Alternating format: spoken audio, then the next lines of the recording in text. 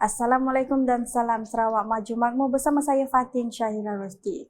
Berita utama, usaha penyelidikan dan pemeliharaan tanah gambut tropika memainkan peranan penting untuk memastikan masa depan Sarawak yang mampan dan berdaya tahan.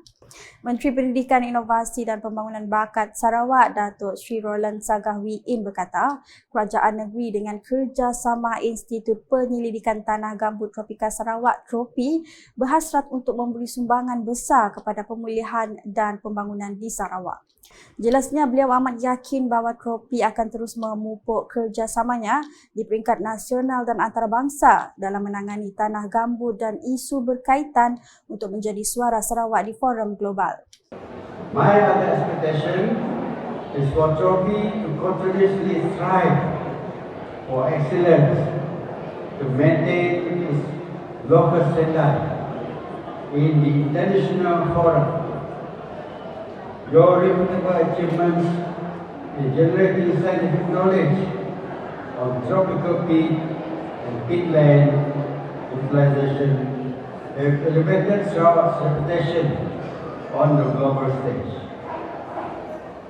Beliau berkata demikian ketika berucap dalam Majlis Penghargaan Tropi MPS dan Malam Christmas 2023 di Kota Semerahan pada Selasa.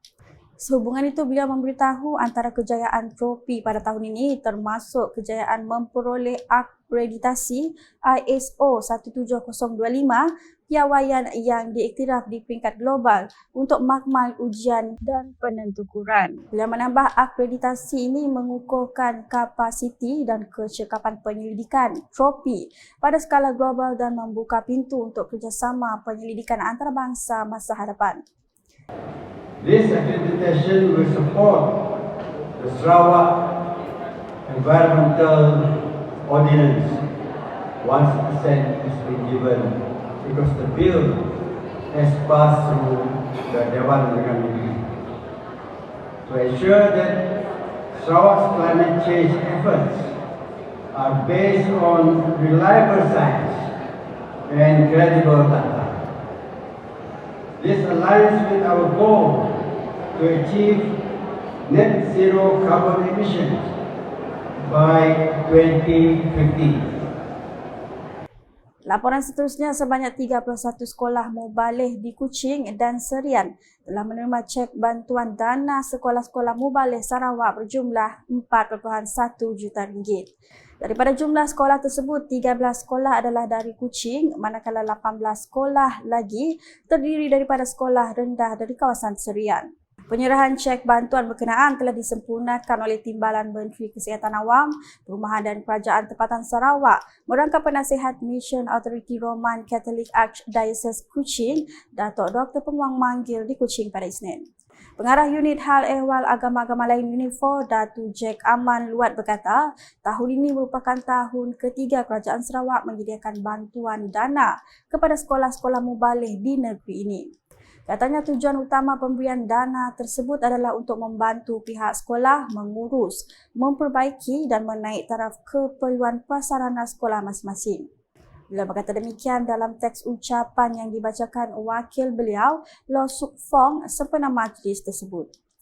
Dalam perkembangan lain, SEDC Energy bakal menerajui perolehan kuasa dan pengeluaran hidrogen selepas memeterai perjanjian pembangunan bersama JDA, tiga penjuru dengan rakan kongsi dari Jepun iaitu INOS dan Sumitomo Corporation untuk projek H2ONville baru-baru ini. Difahamkan perjanjian tersebut telah ditandatangani antara ketiga-tiga pihak di Kuching pada 25 Oktober lepas, yang mana butiran terperinci projek H2ONville kini sedang diusahakan. Selaras dengan kerjasama berkenaan, ketiga-tiga pihak berserta Timbalan Menteri Tenaga dan Kelestarian Alam Sekitar Sarawak, Datuk Dr. Hazlan Abang Hipni telah melakukan kunjungan hormat kepada Menteri Ekonomi Perdagangan dan Industri Jepun, Ken Saito, bersempena dengan lawatan ke Tokyo untuk Forum Asia Zero Emission Community AZEC pada Sabtu. Kunjungan hormat tersebut adalah untuk berkongsi maklumat mengenai kemajuan projek H2ONville dengan pembentangan projek telah dilakukan oleh wakil dari Sumitomo Corporation, INOS dan SEDC Energy. Dalam pada itu, projek H2On dilaksanakan bagi memulakan pengeluaran hidrogen bersih menjelang 2030 dengan semua pihak yang terlibat akan memasuki fasa reka bentuk kejuruteraan front-end FEED tidak lama lagi. JDA antara SEDC Energy, Sumitomo Corporation dan INOIS juga menggariskan perubahan kerjasama rantaian bekalan hidrogen bersih merangkumi janaan sekitar 90,000 tan hidrogen bersih termasuk 2,000 tan yang ditetapkan untuk kegunaan tempatan di Sarawak. Peranan SEDC Energy dalam perjanjian tersebut akan melibatkan aspek teknikal pengeluaran hidrogen yang akan memfokuskan kepada penyepaduan dan pengoptimaman proses perolehan tenaga untuk projek berkenaan. Sehubungan itu, Bintulu dipilih untuk lokasi hub tersebut berikutan keberadaan kompleks perindustrian petrokimia yang mempunyai kelebihan kerana dapat memanfaatkan kemudahan sedia ada untuk pengeluaran metal cyclohexane MCH yang akan digunakan untuk mengeksport hidrogen ke Jepun. Selain itu, Tenaga Hidro Sarawak juga telah menarik minat kedua-dua rakan kongsi Jepun tersebut untuk terlibat dalam hub hidrogen Sarawak di Bintulu di mana sistem grid kuasa hidro ini mampu menghasilkan hidrogen yang lebih bersih. Manakala penganjuran program promosi kemahiran teknikal dan latihan vocational TVET, anjuran bersama One Stop Committee bagi menangani isu dadah dan substan OACMIDS, Persatuan Mencegah Dadah Malaysia Pemadam dan Yayasan Kemajuan Insan Sarawak yakin merupakan platform bagi membuka minda belia untuk menyertai program-program teknikal. Program tersebut telah disertai seramai 65 peserta yang terdiri daripada belia dari sekitar daerah Sri Aman. Melalui program ini, para belia berpeluang mendengar taklimat dan penerangan daripada institusi-institusi seperti Pusat Kecemerlangan Teknologi Sarawak Sentex, Institusi Perladangan dan Komoditi Malaysia Impact, Institusi Latihan Perindustrian Kota Semarahan ILPKS, Giat Mara Sri Aman dan Sarawak Skills Sri Aman. Pegawai Daerah Sri Aman Sharif Bujang dalam ucapannya ketika majlis perasmian penangguhan menyatakan bahawa program ini membuka peluang kepada belia-belia terutamanya minda mereka untuk mencuburi bidang kemahiran teknikal dan vocational bagi memperolehi peluang pekerjaan yang lebih baik, memandangkan kemahiran teknikal dan vocational sangat diperlukan oleh industri-industri pada masa kini.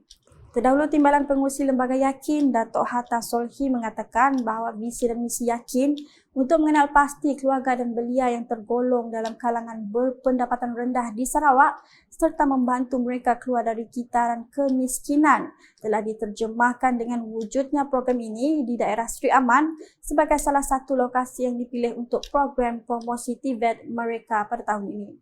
Antara agensi yang turut terlibat dalam menjayakan program ini adalah Agensi Anti Dadah Kebangsaan AADK, Daerah Sri Aman, Unit Komunikasi Awam Sarawak UKAS, Bahagian Sri Aman dan Jabatan Penerangan Malaysia Japan Daerah Sri Aman.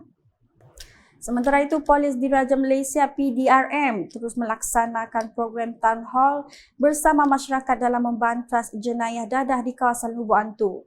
Selain dari jenayah dadah, topik lain yang diberi penekanan termasuk jenayah penipuan secara dalam talian yang semakin berleluasa kini. Dalam program Town Hall tersebut, Ketua Jabatan Siasatan Jenayah Narkotik Mustafa Kamal Ghani Abdullah, Pegawai Penyiasatan Jenayah Kanan Ata Medang Mark Baran Saging dan Pegawai AADK Sri Aman Gabriel Loris telah dijemput bagi menyampaikan ceramah. PDRM melalui program begini akan membuat kempen berkaitan jenayah cyber dan dadah bagi menyekat gejala ini daripada berleluasa ke kawasan pedalaman dan hulu sungai. Dalam ucapan penangguhan program tersebut, Pesuruhjaya Polis Sarawak, Datuk Manca Atta memohon agar barisan Ketua Masyarakat dan Ketua Kaum KMKK yang hadir dapat menyampaikan maklumat kepada rumah panjang masing-masing supaya mereka tidak tertipu oleh individu yang tidak bertanggungjawab atau scammer, terutamanya melalui panggilan telefon. Di Sibu pula, seramai 300 individu telah menyertai larian Kemuyang Nature Challenge 2023 yang julung kali dianjurkan di Kemuyang baru-baru ini. Acara pelepasan larian telah disempurnakan oleh Timbalan Setiausaha Tetap Kementerian Belia Sukan dan Pembangunan Usahawan Sarawak Dol Hadi Marzuki seawal jam 8 pagi bagi kategori 9 km. Menurut Dol Hadi, larian tersebut telah disertai oleh peserta dari Sibu, Sarike, Kuching, Kapit, Miri, Bintulu, Semenanjung dan Sabah. Tambahnya, beliau amat kagum dengan jumlah penyertaan yang agak besar walaupun merupakan kali pertama larian tersebut dianjurkan. Larian dibagikan kepada kategori terbuka lelaki dan wanita sejauh 9 km untuk 15 tahun hingga 45 tahun dan tertutup lelaki dan wanita sejauh 7 km untuk 36 tahun hingga 65 tahun. Menurut Dol Hadi lagi, objektif program ini adalah untuk merealisasikan matlamat kerajaan, menggalakkan golongan remaja agar menyertai aktiviti-aktiviti sihat serta dapat mengenali potensi diri selain berdaya saing dan bersemangat untuk maju ke depan. Selain itu, katanya ia juga dapat menyumbang dalam pembangunan ekonomi negara melalui pembangunan industri sukan dan memperkukuhkan struktur pembangunan dan penganjuran kejohanan sukan tempatan dan kebangsaan serta antarabangsa. Sekian edisi Tengah Hari bersama saya Fatin Syahira Rosti. Berita lebih lanjut boleh didapati di semua platform media sosial UKAS termasuk portal ukas.sarawak.gov.my dan UKAS channel di YouTube. Buletin edisi Tengah Hari ini diakhiri dengan sorotan Majlis Penghargaan Tropi MPS dan Malam Christmas 2023 yang disempurnakan oleh Menteri Pendidikan Inovasi dan Pembangunan Bakat Sarawak, Dato' Sri Roland Sagahwiin di Kota Semerahan pada Selasa. #Saluran Informasi Rakyat. Salam UKAS.